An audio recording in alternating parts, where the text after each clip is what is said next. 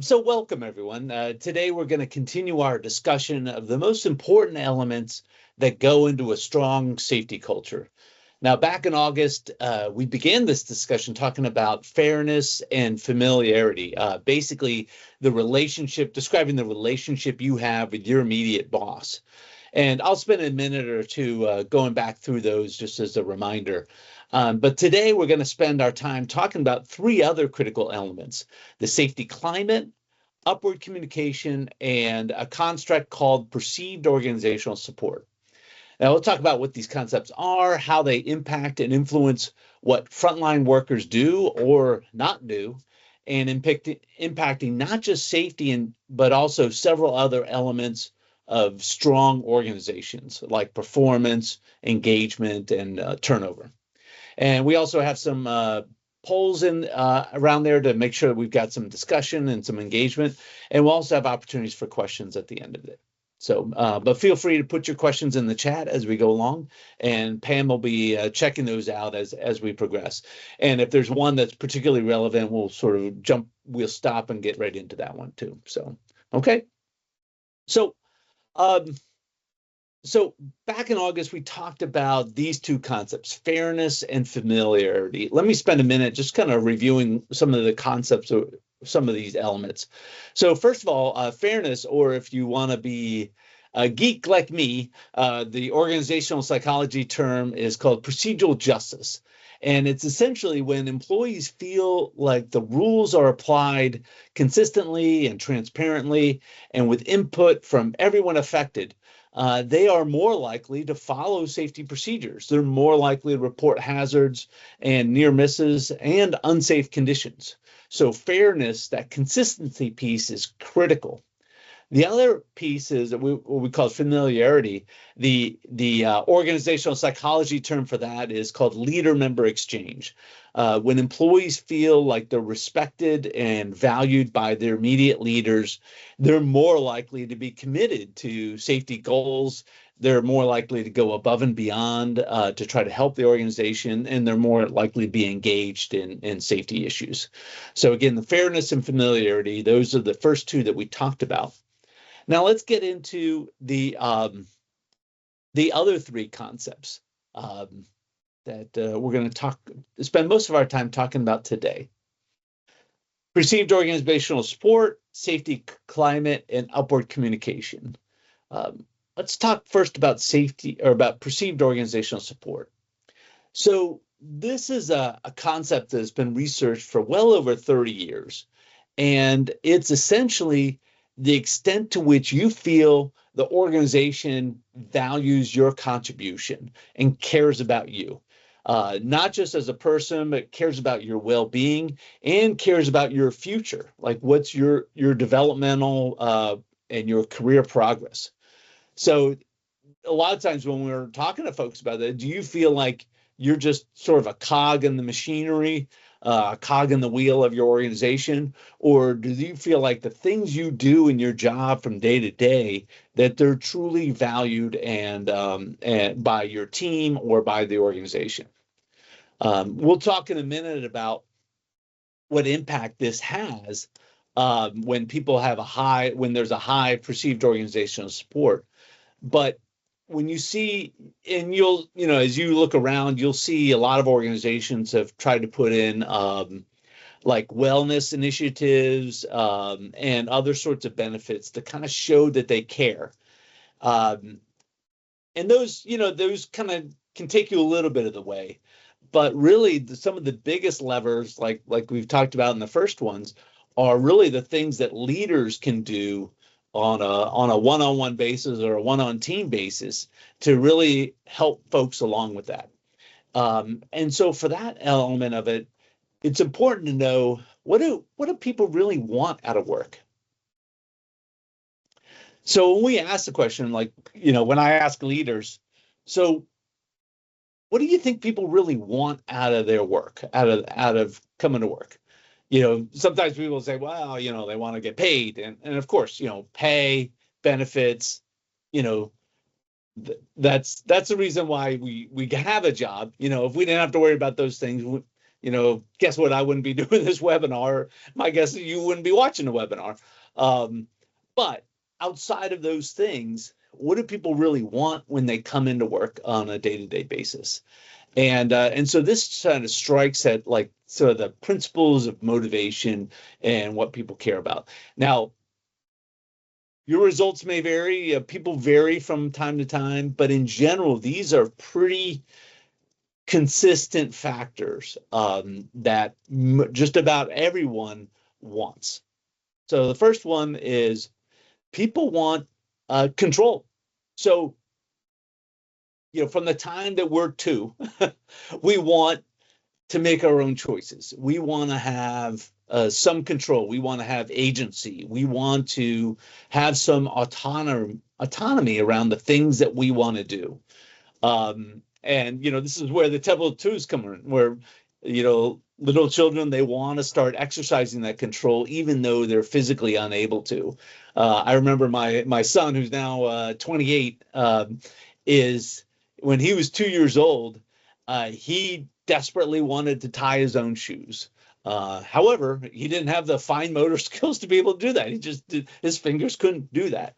And yet he just was adamant. He would say self.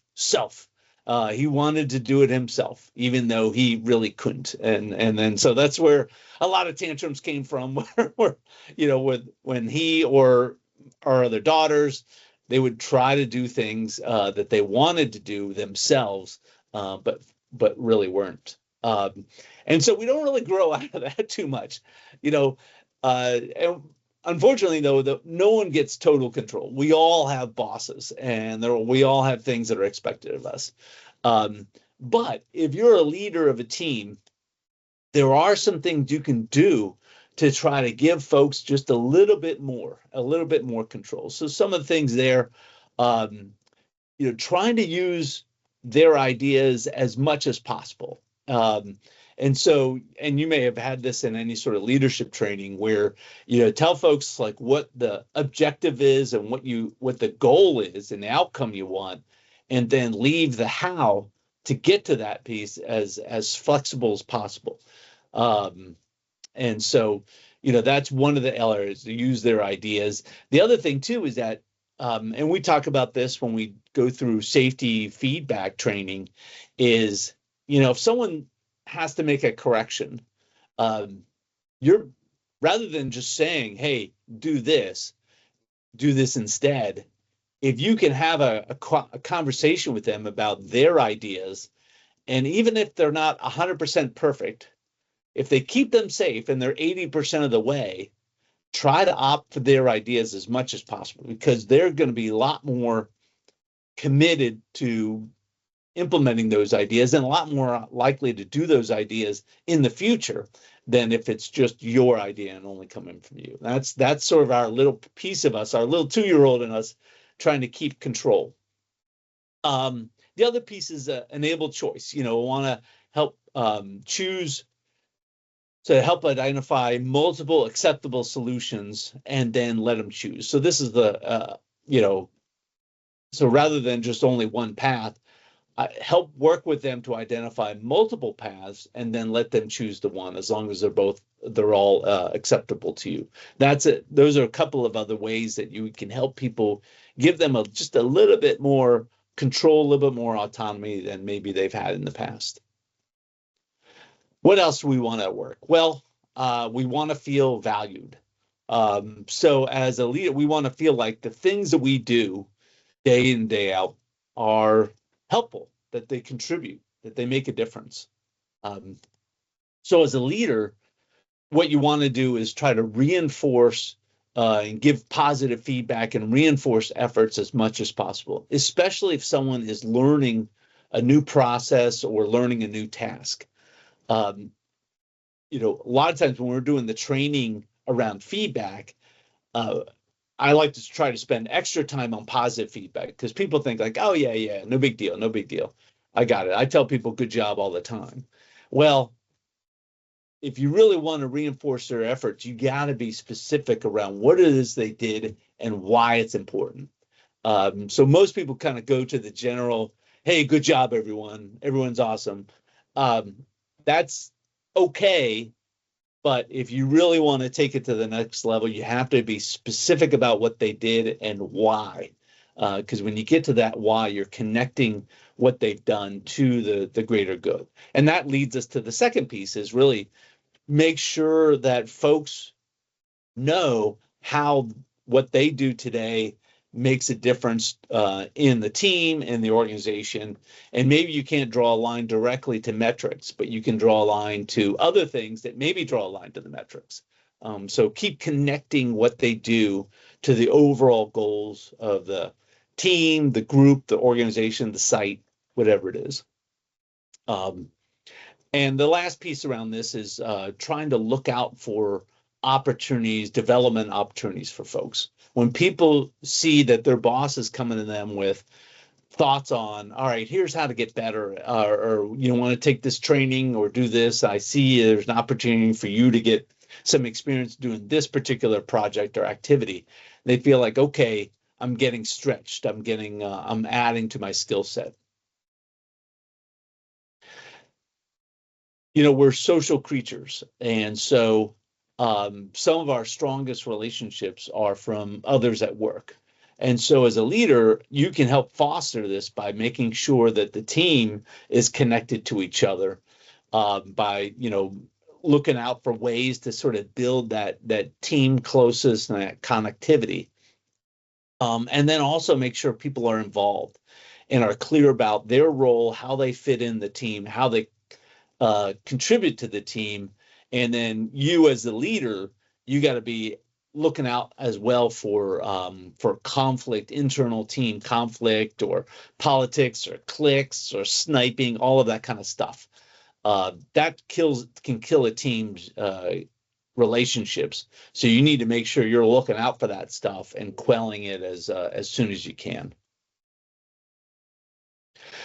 So the last thing people want out of work is that they want to be treated fairly and consistently. They want the rules to be fair and transparent. So this is kind of what we talked about a bit when we went into procedural justice.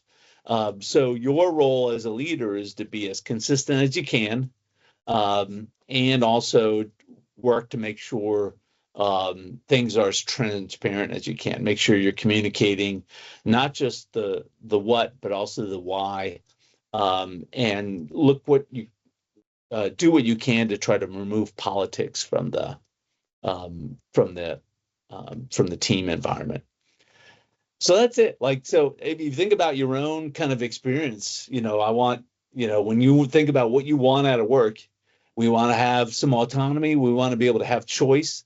We want to feel like things we do are helpful and valued. We want to be part of a team that wins. And we want things to be fair and consistent. And so that's pretty consistent for most people. And if you can then start to move those things forward, then you've got a greater chance at improving perceived organizational support among your team. And so when you do this, you get all kinds of positive elements for the organization. So when perceived organizational support has improved, and this is based off of 30 years of research, then that leads to better job performance, job satisfaction. People are more likely to communicate upward about safety, and we're going to talk about that later. They're committed to safety, and they're committed to the organization, and they care about the organization's objectives. And then you also get less of this sort of withdrawal, and withdrawal shows up in a lot of different ways. Like people aren't more likely to take to not show up for work, or to show up late, or leave, or when it could be, you could be in a professional role, and when you see people are sort of disengaging, you'll see them, as soon as the clock clicks 5, or at some point, they're less likely to kind of finishing work and going above and beyond, and more likely like, okay, I'm just going to leave things where they are. I'm out of here, because they can't wait to get out the door. People are more likely to, hey, if I find the same job with the same benefits, doing similar things, I'm more likely to leave, that intent to quit piece. And then the realization of that is when people actually leave, which is turnover. And then you're going to have less fatigue, burnout, anxiety, those sorts of things, because people have a team they can rely on. They feel like the work they're doing is helpful, and things are consistent. So that's what perceived organizational support gives you. Let's do a quick poll, see how you feel that this works within your own organization. Pam? Okay, can you see it on now? Please Yep. feel free to enter.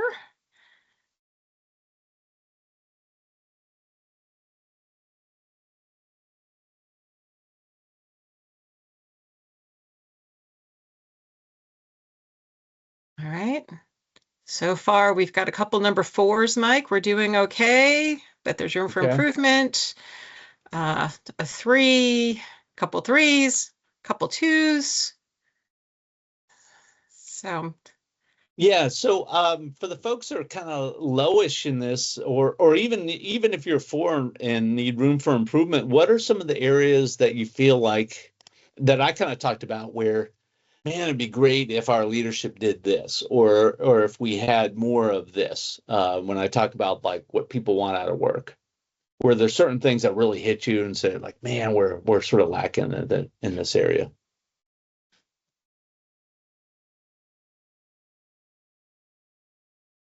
Feel free to chat your response.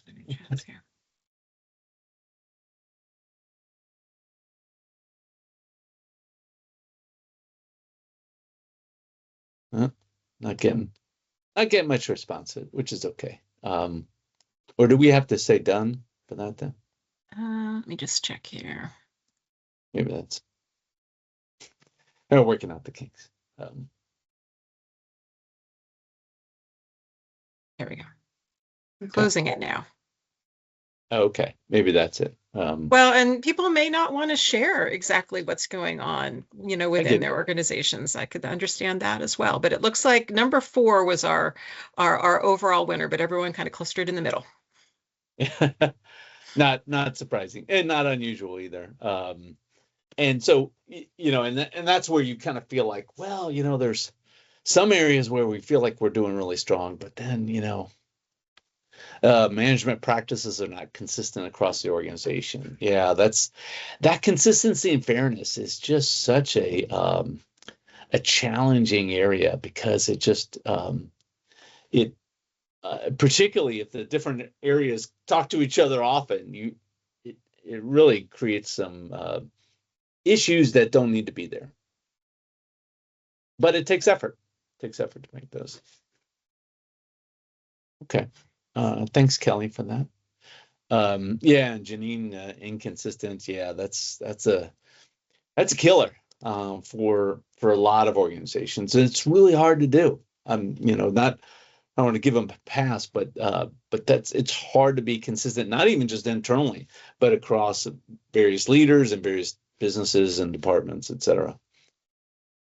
Okay, so that's our discussion of perceived organizational support. Let's move on to safety climate.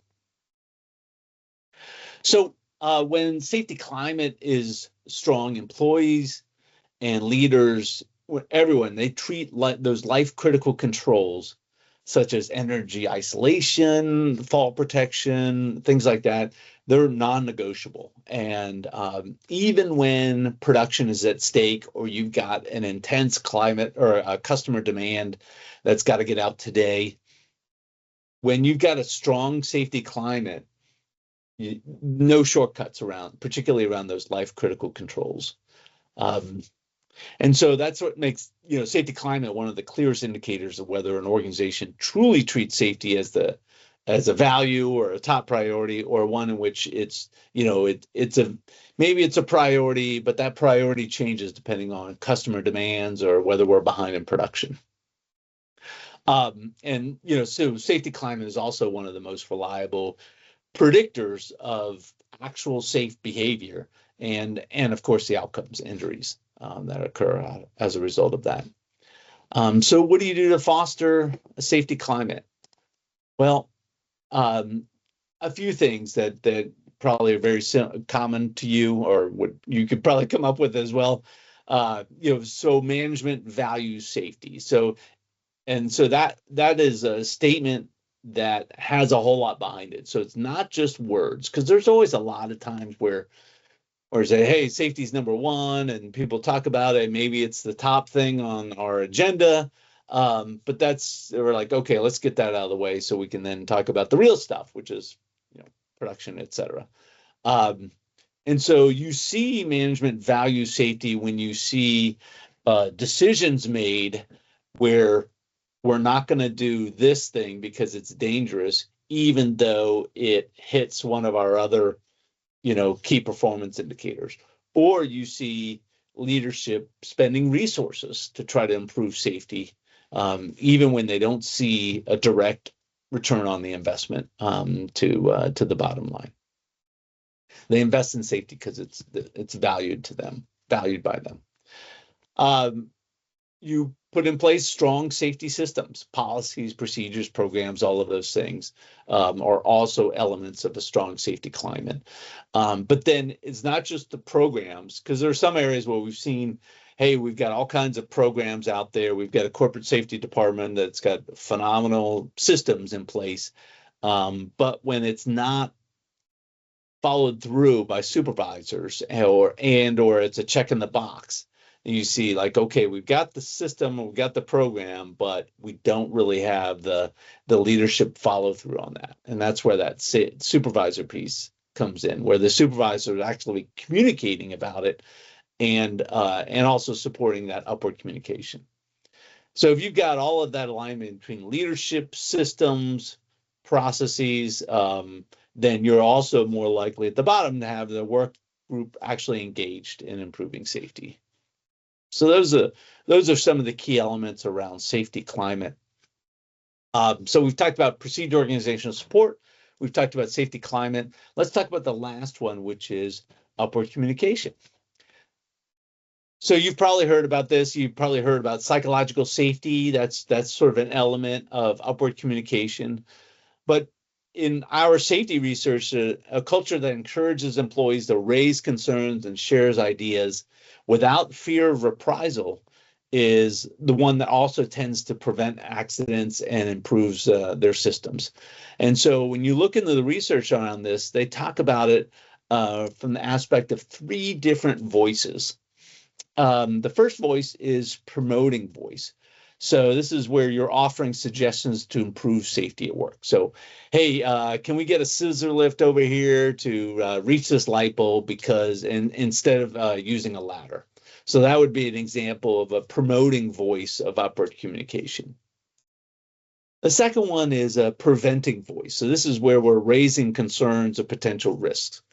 Hey, boss, we've got a water leak, a small water leak at this pipe valve, and it's making the walkway a little slippery. So identifying or seeing hazards in the area and notifying the right people about those. The last one, and which is also the toughest one, is what's called prescribing. And that's where you're speaking up against violations of safety standards. And so that's where you might hear somebody say like, hey, you need a hard hat to go into this area because we've got some overhead equipment in there. And so you got to make sure you have a hard hat. No one can go in there unless you have one.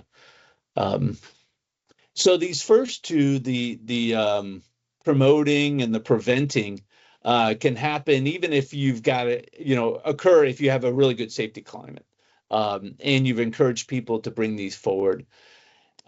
As well as you've got good systems. You've got a good hazard recognition system, a way for people to identify hazards and put them into the system. And you've got a regular way of mitigating those and getting that feedback back to everyone. If you've got this good system like that, then you're more likely to get people saying like, hey, we've got this hazard over here because they see an impact from it. The prescribing one is really hard. But it can be done. And this is where you've got, and I've seen some cases where there's a senior leader that's walking through and frontline workers have no problem telling them if they're maybe don't have the right PPE or they're doing something that's violating a safety rule.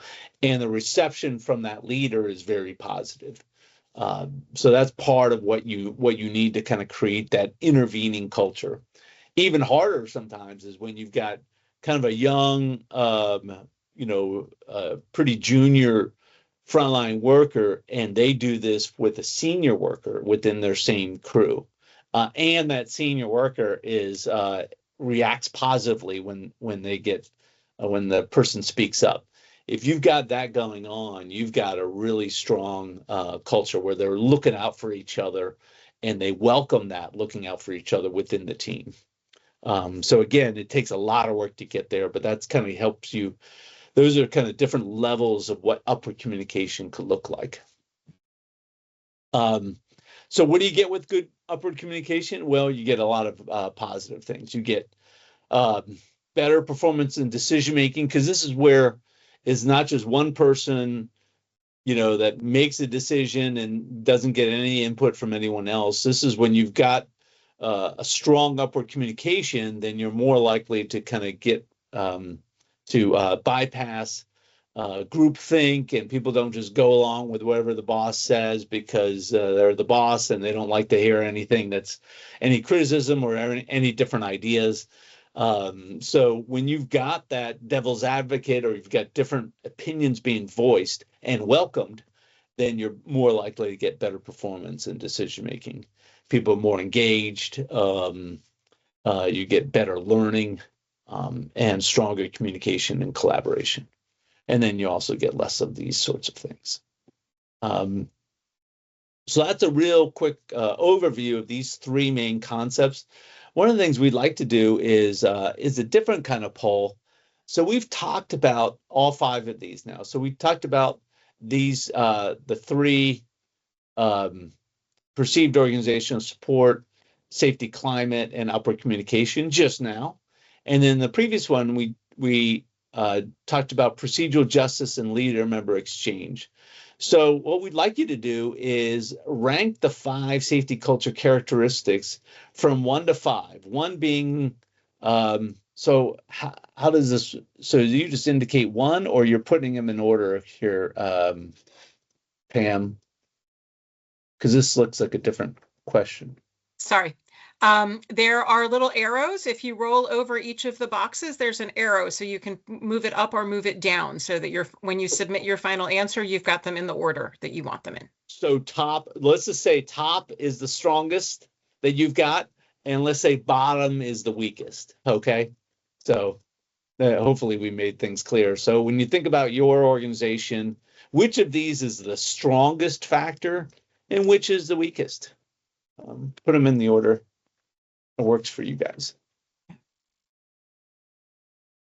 Looks like we've got one response so far. We've got perceived organizational support at the highest, then safety climate, then upward communication, then procedural justice, with leader member exchange being last so far on the responses we have.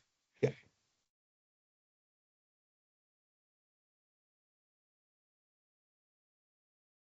People a few more minutes. This one's requires a little navigation on the screen. Yeah. Perceived organizational support is still strong.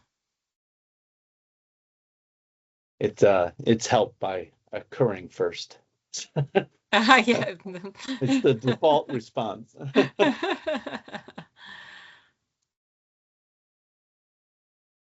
Oh. Thanks, Aaron. We've got yours manually there. Okay.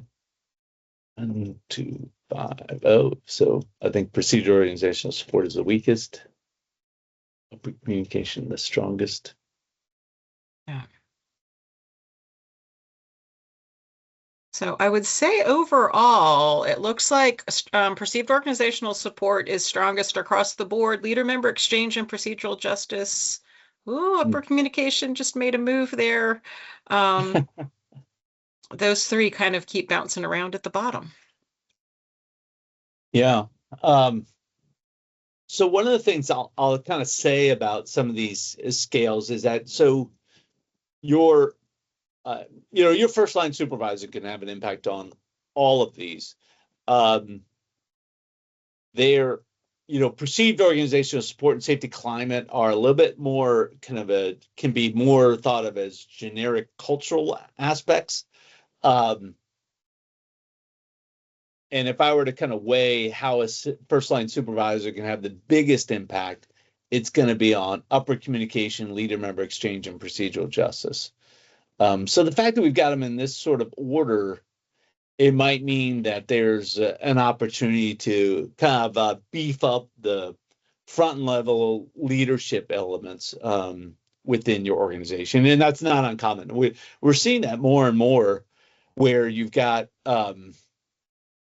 organizations perhaps haven't invested as much in, leader training, or you've got, baby boomers are starting to retire. And so you've got more and more of your first and maybe second level leaders are relatively new to leadership or new into their roles, and that's kind of coming through. So that's sometimes what we're seeing, that kind of more and more in some of the organizations we work with. But okay, so thank you for doing that. So those are 5 elements of safety culture that we have seen, and personally in our work with clients, but also is pretty relevant in the research, that have strong correlations with safety results. When you can improve all 5 of those, you're going to have an impact not just on safety results, but also other elements of organizational functioning. So the question is like, okay, how do I know where we are other than doing this sort of poll? Well, there are like kind of 2 or 3 common ways that we do this, or that organizations can figure out where are they on those 5 scales. So the first one is a survey, and you can create a homegrown one. We also have a validated survey that we've used often with clients. And that's one way to kind of get a sense of where people are. And then, with the survey, the nice thing is that you can kind of get to as many people as possible. Sometimes you're at over 50% of the organization. The other piece too is that you can slice and dice it by business unit, by site, by region, and those sorts of things, and get a sense of, where are the areas that you've got real strengths and where are the areas where you have opportunities. And so that's a common way, of getting a sense of where you are from an organizational culture standpoint. Second way is to simply talk to people. Interviews or focus groups. We like to do focus groups where you just have a bunch of folks kind of at the same level and in the same area together. So you might have, 5 or 6 supervisors, or you may have other or 7 or 8 frontline workers in maintenance in this particular site. And you basically are asking a bunch of open-ended questions around, what's it like working here? What's working well? What's not? And, it's usually an open-ended question where you're trying to get the real discussion going around what's working there and what's not. And that's a really effective way to get a sense of where things are and how it varies. And often, and then the last one is kind of is looking, sort of, some clients will look at, lagging indicators. They'll look at leading indicators of safety performance and by various sites or regions. And then with a combination of that and hearing some anecdotal stories coming out of there, sometimes even a result of incident investigations, they have a sense of where things are by basically observations and kind of that weather vane, finger in the air kind of thing of where things vary. When we come into organizations to do an assessment, when they ask us to do it, we often do all 3 of these. So we'll have a survey usually out to everyone. Usually we'll do that first, and then we'll go out and we'll do interviews and focus groups of interviews, typically of senior leadership, and then focus groups at the supervisor and the frontline employee level. And in those situations, we're getting kind of real stories and examples that often provide the why or the detail behind what comes out of the survey. So you may see on the survey, oh, procedural justice is low in this particular site or this particular region. And then when you talk to people, you're like, it's got nothing to do with safety. It's really about hiring practices or how they do job assignments or job promotions and those sorts of things. And so their HR systems around how they do those things are really inconsistent, or they have favoritism elements to it. And so the procedural justice stories that come out of talking to people give us the details around why procedural justice is low in this area. And then, while we're there, we can't just visit a site and talk to people without actually going and seeing how the work happens and what's going on and how people engage with each other. So these are the three most common things that people use to tell where they are on safety, and then in terms of their culture. And then the next piece is, all right, what do you do about it? How do you improve your safety culture once you have a sense of where you are? And so I'll boil it down to really three easy steps, but they're easy to talk about, but they're not easy to do. And it takes a lot of time and persistence. So let's talk about each one of these. First one is to get clear, understand where you are and what specific behaviors you want to change within your culture. So very rarely, in fact, in my 30 years of doing this, I haven't come across a single organization in which they have to change everything, do an entire 180. There's usually positive elements to the culture that you want to keep. And so it's important to really understand where is the culture strong and where are some things you want to keep, and be very clear about how that's not going to change. Because that's an island people are going to hang on to, they grab onto, a life raft, if you will. So be clear about what you don't want to change. And then when you're talking about what you do want to change, you got to be as specific as possible. It can't be like, we got to be more proactive, because what does that mean? You got to be very specific about the kinds of behaviors you want to see from the organization at various levels and in various areas, and then be very clear about your expectations for what you want to see change. And so that's the first piece. You got to get super clear. The second piece is that you've got to pave the road. So I might say, like, this is specifically what we want people to do differently, but likely there are some obstacles in the way. It could be, yes, you want me to do this behavior, but you're giving me your pay and incentives are all around this.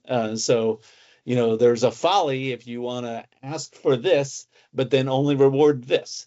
That's a problem. You're not going to get it because you haven't aligned incentives. So you got to remove some of the obstacles, make sure the incentives are aligned, provide resources. So those resources could be instruction, that could be training, that could be other types of help to ensure people have the skills and the ability to do the thing you want them to do. And you got to make sure your systems are aligned, and that's all kinds of systems in terms of incentives, pay, et cetera. Metrics, all of those sorts of things. And then as a leadership team, you got to model the way. You got to make sure that you're doing your end of the bargain. A culture change never works if it's leaders saying, like, hey, these people need to change, but me, I'm good. I don't need to do anything. Guess what? That's not going to last very long. And then the last thing, as part of this pave the road piece, is that you got to look for those early adopters. There's always, when you're doing a change, it's often going to be like a bell curve. You're going to have some people that are going to be the early adopters. They're on board. They like that direction. They think it's really good. And so look for those early adopters and make sure that you're getting their stories and championing them and echoing them and really amplifying them, so it makes it feel more like there's a grassroots momentum. Because adopters, the people on the other end of the bell curve, You don't need to worry about them, not right now. What you're trying to do is move the vast folks in the middle of that bell curve, which are most of your folks, probably 60, 70% of the folks. So you leverage those early adopters to help move the whole group forward a little bit and to get that grassroots momentum. And the last piece is that you got to keep persisting with this. People routinely underestimate how much time and effort it takes to change a culture. So communicate more and longer than you think necessary. And when you think you're done, communicate it again, as well as modeling it, reinforcing, and all those sorts of things. And then if you feel like you're sort of, all right, we're on progress, we've got a lot of momentum, we're seeing that change, people are seeing the fruits, it's starting to have its own momentum and have its own engine to it. But doesn't mean you take your eye off the ball then, because that's when you got to really be alert for slippage. So if there's a problem that occurs, there's some change in the industry dynamic, then that's when people kind of go back to their safety zone. They go back to what they've done before, because that's safe. It feels safe. So be alert for that kind of slippage. And you got to avoid, you see this a lot, avoid jumping to a whole new initiative, while you're trying to do this. It just causes confusion, causes distraction, and people tend to drop this while they pay attention to the next hottest thing. And then you get accused of being like flavor of the month, and this thing will go away in a month or two.